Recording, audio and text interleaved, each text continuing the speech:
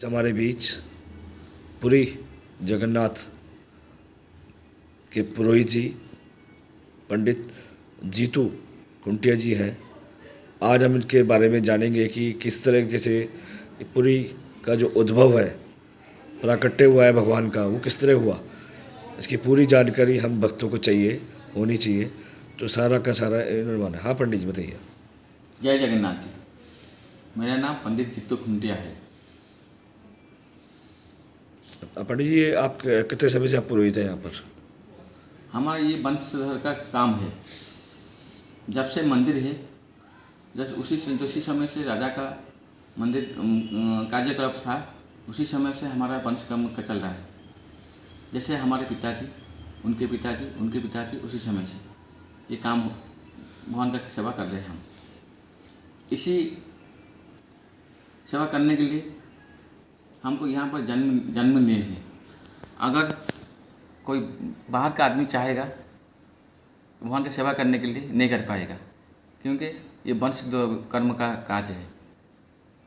इसलिए अगर कोई यहाँ पर जन्म लेगा वो ही भगवान का सेवा कर पाएगा। ये मंदिर कैसे बना है, आप विस्तार से बताएं। कैसे योजना बनी इसकी, क्या हुआ? ये मंदिर 4 धाम से एक धाम में आता है।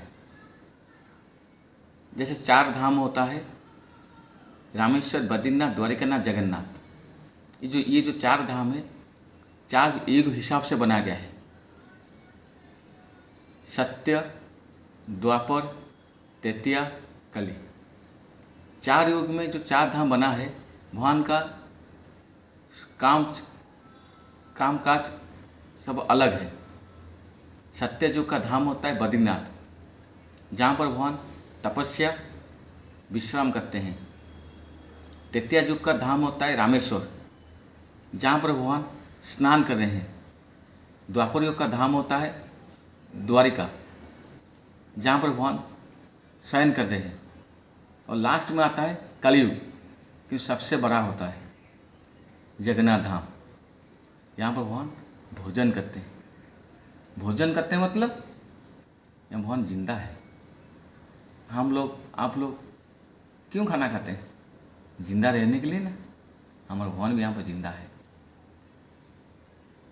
जैसे एक मनुष्य दिन में 3, ज़्यादा से ज़्यादा 4 बार खाता है। उससे ज़्यादा हम देंगे भी वो मना कर देगा कि ना, हमारा भगवान के पास डेली 6 बार भोग लगता है, और 56 किस्म का भोग। 6 टाइम खाते हैं, 56 का आइटम। ये जो भगवान कैसे आए ना, यहाँ से दूर 160 किलोमीटर में नीलगिरी नाम का एक पर्वत था। वहाँ पर नारायण के रूप में भगवान पूजा पा रहे थे। वहाँ का जो पूजा कर रहा था, वहाँ का राजा जो थे, उनका नाम थे विश्वावसु। वो अकेले, वो खुद इस भगवान को पूजा करते थे। एक बार भगवान विष्णु भगवान ने हमारे राजा के सपने में आए। बोले, महाराज, हमारे वहाँ पर समय हो गया है, जितने दिन पूजा करने पा रहे थे वहाँ पर हो गया है। आप हमको वहाँ से लाकर यहाँ पर स्थापन करके पूजा करिए। राजा ने बोले, प्रभु, हम कैसे करेंगे ना, आप वहाँ पर जाओ, हमको वहाँ से लेकर आओ। भगवान के आदेश था, इसे राजा ने क्या किया, खुद वहाँ पर जाके समय बीच में उनका मुलाकात हुआ। उनका राजा विश्वावसु था। विश्वावसु ने बोले, आप कौन हैं? नाम पुरुषोत्तम का राजा इंद्रदम्न है ना। यहाँ क्यों आए ना? हम आपको भगवान को देखना चाहते हैं ना। आपको ये कौन बोला ना? भगवान खुद बोले ना, हम आपको वहाँ पर ले नहीं पाएंगे। राजा ने क्यों ना? नहीं, आप अलग देश को, हमको यहाँ पर आपको नहीं ले पाएंगे। राजा ने फिर, हमारे पुरुषोत्तम में तो बहुत बड़ा राज्य है ना, इसलिए हमारे राजा ने सैन्य सामंत सब लेके गए थे। हमारे सैन्य सामंत के साथ उनका सैन्य सामंत का झगड़ा हो गया, लड़ाई हुआ। लड़ाई में हमारा राजा लौट आए। हम जब लौट आए फिर मन में तो शंका था भगवान को कैसे लाएंगे। फिर हमारे जो पंडित हैं विद्यापति जी, वो बोले हम जाएंगे भगवान को लेकर आएंगे। विद्यापति को भरोसे में बोले आप जाइए, हमको भगवान चाहिए, भगवान को लेकर आएंगे। विद्यापति जब पहले गए थे उनको भी वो लोग ने अलाउ नहीं किया। फिर विद्यापति ने मन में सोच आया हम कैसे वहाँ पर जाएंगे। फिर उनका जो विश्वावसु जी महाराज का जो बेटी थे ललिता, उनके साथ वो प्रेम संबंध की। प्रेम संबंध करने पर उनके साथ विवाह करना पड़ा। जब उनका विवाह किया उनका राजा ने हमारे विद्यापति को वहाँ पर जाने के लिए अनुमति दी। जब वहाँ पर अनुमति दी, मन में तो था भगवान को लाने के लिए वो क्या करेंगे, इसलिए फिर मुझे ससुर है ना, बोले पिताजी आप जिस भगवान को पूजा करते हैं हम थोड़ा उनको देखना चाहते हैं। ये तो आपको तो हम तो आपके कुल के हो गए ना, हमारे पर भरोसा रखिए, हमको भगवान को दिखाइए। भरोसा विश्वास करके उनका राजा ने बोले हम आपको लेके जाएंगे, लेकिन हमारा एक शर्त होगा, आपके आँख में हम कपड़ा बांध के लेके जाएंगे। हम हाथ पकड़ेंगे, आँख में कपड़ा बांध के लेके जाएंगे। हम जैसे जाएंगे आप उसे आएंगे। ठीक है। मन में सोच आए अगर मैं आँख में कपड़ा बांध के लेके जाएंगे तो हमको मालूम रास्ता कैसे पड़ेगा। इसलिए वो क्या किया ना, सरोज का बीज थोड़ा हाथ में पकड़े, वो बीज को उस रास्ते में थोड़ा सा गिरा के चले गए। जो आने के समय वो देखते हैं भगवान का दर्शन किया, दर्शन करके फिर जो वापस आए वो देखते हैं वो जो सरोज का बीज था वो गच्छ हो गया है इतने समय में, तो एकदम कम समय में। फिर आके फिर सब सो रहे थे, रात में उठ के विद्यापति ने जब जाके वहाँ पर पहुँचा, देखते हैं भगवान नहीं है, भगवान अंतर ध्यान हो गए। उनके मन में थोड़ा सा अब विचार आया, बोले हम आए भगवान अंतर ध्यान हो गए, तो हमारा कुछ गलती हो गया। फिर भगवान को स्मरण करते, भगवान वो आके बोलते नहीं आपका गलती नहीं है, हमको जहाँ जाना है वो हम चले जाएंगे। फिर वहाँ से खाली हाथ विद्यापति चले आते हैं। आने के समय हमारे राजा को बोलते हैं प्रभु हम जब पहुँचे देखते हैं वो अंतर ध्यान हो गए थे जब लाने के लिए गए थे। राजा बोले ठीक प्रभु हमारा कुछ गलती हो गया, हमको क्षमा करिए, आप भी रास्ता दिखाइए। बोल के वो रात में सोते हैं। सोने के समय उनके सपने में भगवान खुद आते हैं, बोलते हैं हमारे वहाँ पर जितना टाइम समय रहना चाहिए था हमारा वहाँ पर समय हो गया है, आप अभी हमको यहाँ पर स्थापन करके पूजा करो। राजा ने बोले प्रभु हमने तो आपको कभी देखा नहीं, कैसे लाएंगे, क्या करेंगे, हमको थोड़ा बुद्धि दीजिए। फिर भगवान ने बोले समुद्र किनारे में जाएंगे, समुद्र जी का स्मरण करेंगे, जो चीज़ आएगा हम उसी में से बनेंगे। राजा ने और मुनि ऋषि को मंत्री के साथ सैन्य के साथ गए, वहाँ समुद्र के महाराज को स्मरण किया। समुद्र स्मरण करने में वो देखते हैं 4 लकड़ी समुद्र से भास के आके वहाँ आप उनके पास लगा। राजा ने बोले ये क्या है, हम लोग कब तक कभी देखा नहीं, कैसे बनाएंगे, क्या करेंगे। लकड़ी को लेके फिर लेके आते हैं। हाँ उनका जो काम करते हैं शिल्पपति जी, सब कुछ जो लकड़ी का काम करते हैं सबको बुलाए, बोले इसी चारों में हमको भवन बनना चाहिए। सब ने अपना अपना जितना जो अस्त्र शस्त्र है यूज किया, सबका अस्त्र शस्त्र टूट गया। एक बार लगाते हैं तो लकड़ी में सब टूट जाता है। सब शिल्प कारीगर ने मना कर दिया, हम महाराज हम नहीं कर पाएंगे। राजा अपनी चिंता में पड़ गए, क्या करेंगे। फिर विश्वकर्मा जी वो स्वर्गलोक से आके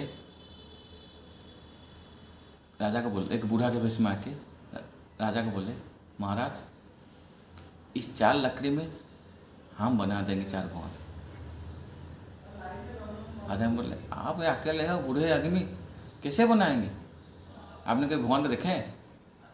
ना हमने देखा नहीं, हमारा मन में सोच में है, हम बना देंगे। ना अगर नहीं बना पाए, ना अगर नहीं बना पाए हमको मृत्यु दंड देंगे। ना ठीक है, लेकिन हमारा एक शर्त होगा। राजा बोले, क्या है? ना जब तक ये भवन नहीं बनते आप ये दरवाज़ा नहीं खोलेंगे। जिस घर में हम बनाएंगे वो घर का दरवाज़ा नहीं खोलेंगे। राजा ने बोले, ठीक है। ना कितने दिन?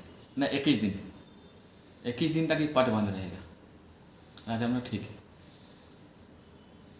14 दिन काम हुआ उनका। जब जब जब जब काम हो रहा था उनका साउंड आ रहा था। राजा बोले, हाँ ठीक है, काम हो रहा है।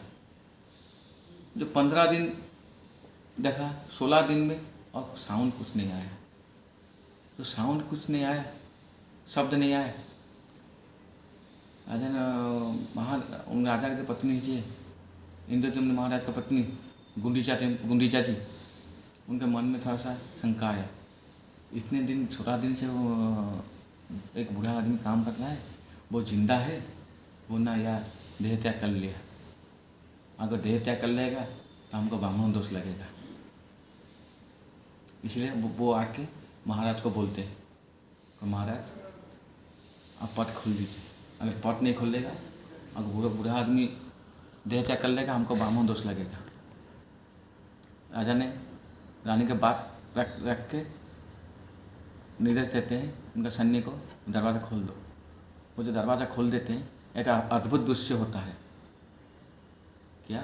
ना अंधेरा है, अंधेरा है, बिना हाथ, बिना पाँव, बिना आधा अधूरा 4 मूर्ति है। फिर राजा ने घबरा गए, ये कौन है? फिर राजा ने भगवान को ध्यान किया। जब ध्यान किया, ऊपर से नारद जी आए, आके बोले, राजन ये जो 4 भवन है ना, इसी युग में है, इसी युग में उनका स्थापन हुआ है। जो 4 भवन है कौन कौन? ना बलराम, जगन्नाथ, सुभद्रा, सुदर्शन जी।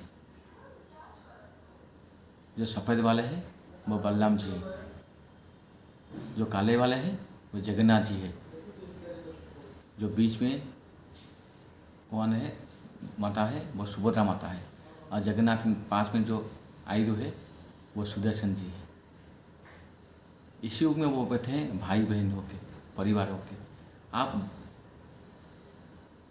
बहुत सा जगह घूमे होंगे, बहुत जगह गए होंगे, कभी कहीं पर परिवार नहीं देखेंगे, भाई बहन नहीं देखेंगे। जहाँ भी जाएंगे पति पत्नी या अकेले भगवान जा पाएंगे, तो यहाँ पर परिवार देखेंगे। जगन्नाथ, बलराम, सुभद्रा। जगन्नाथ है विष्णु भगवान, इसलिए उनका 2 पत्नी है, लक्ष्मी भूदेवी, श्री देवी। लक्ष्मी माता, धरती माता। धरती माता सब समझ नहीं पाएंगे, इसलिए हम उनको सरस्वती माता बोलते हैं। उसी समय से वही काम अभी तक चल रहा है। भगवान ने जहाँ पर पूजा पाए उनका मंदिर छोटा पड़ा। राजा को भविष्य देखा दे रहा था, इसलिए बोले हम एक बड़ा मंदिर बनाएंगे, वहाँ पर लेके भगवान को पूजा करेंगे। फिर वहाँ पर लाके जब भगवान को पूजा किया, भगवान खुश होके, भगवान तो आ गए। फिर मंदिर तो बन गया, मंदिर तो प्रतिष्ठा वगैरह नहीं होगा। जैसे हम घर बनाते हैं, बिना घर प्रतिष्ठा के घर घुस जाते क्या? नहीं, प्रतिष्ठा करेंगे। तो इतना बड़ा मंदिर बना, इतने बड़े भवन बने हैं, कौन इसका प्रतिष्ठा करेगा? कोई साधारण लोग नहीं कर पाएगा। इसीलिए राजा ने खुद ब्रह्मा जी को निमंत्रण करने के लिए ब्रह्मलोक गए।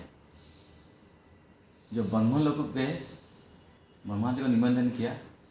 यहाँ का वहाँ का एक दिन, यहाँ का एक युग। इससे आने जाने में जो भगवान को निमंत्रण करके ब्रह्मा जी को आए यहाँ पर, वहाँ का 4 दिन हो गया था। मतलब यहाँ पर 4 युग खत्म हो गया था। जो 4 युग खत्म हो गया था, मनुष्य का आयु कितना है? 90 साल, 100 साल, उससे ज़्यादा नहीं। कोई पुण्य आत्मा होगा उससे ज़्यादा होगा।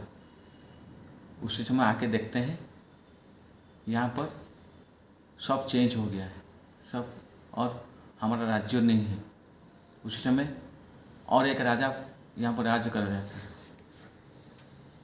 हमारे राजा ने, ब्रह्मा तो खुद अपने भेष में नहीं आएंगे ना, वो एक बूढ़ा के भेष में आए थे। हमारे राजा ने उस राजा के पास गया, बोला ये मंदिर हमने बनाया है, ये मंदिर हमारा है। वो राजा ने बोले आप क्या पागल हो? हमारा दो तीन पुरुष हो गया, हमारा ये वंश कर बना मंदिर को बना है, पूजा कर रहे हैं। नहीं, ना पागल आदमी हो आप, ना चाहो, चलो हम उसका प्रमाण देंगे। ना क्या, ना पहल चलो मार्कंड इंद्रजमन्य, जब उनके नाम से, इंद्र महाराज के नाम से, इंद्रजमन्य नाम से एक तालाब बना था, इंद्रजमन्य दोनों तालाब। वहाँ पर देखते हैं, वहाँ का जो कुर्म मतलब जो कछुआ है ना, उनको पूछते हैं राजा, ना उनको बताइए मंदिर कौन ने बुलाया। कछुआ ने बोले, सब जो कछुआ थे वो बोले इसी मंदिर को इसी राजा ने बनाया है, इंद्रजमनी जी ने। ना कैसे? ना जब से ये मंदिर बना था ना, हम अपने अपने पीठ में ये जो पत्थर ला के वहाँ पर बनाए थे, ये जो पीठ में पत्थर ला के बनाए थे, हम वो पत्थर बोझ कर संभल नहीं पाए, कुर्म हो गए। राजा बोला, फिर वहाँ से आगे बोले ये क्या, ये कुर्म कछुआ की बात करते हैं। आगे आ जाते देखते हैं कल्पवट में, मंदिर के जो कल्पवट है वहाँ पर जाते हैं। कल्पवट में काव घुसुंडी कौवा को पूछते हैं, आप तो जाने होंगे, आप तो हर युग में आप तो जाने होंगे कौन बनाया है, आप तो बोलो। कौवा ने बोले इसी राजा ने मंदिर बनाया है। फिर भी उनको समझ नहीं आया, बोले आप क्या यहाँ पर कछुआ बात बोलता है, कौवा बात बोलता है, ये मायावीर है।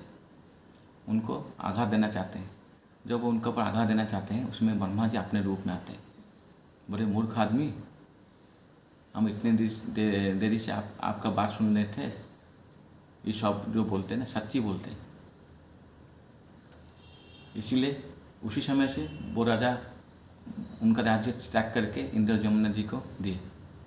इंद्रजमना जी दिए, इंद्रजमना जी उसी समय से राज्य तो किया।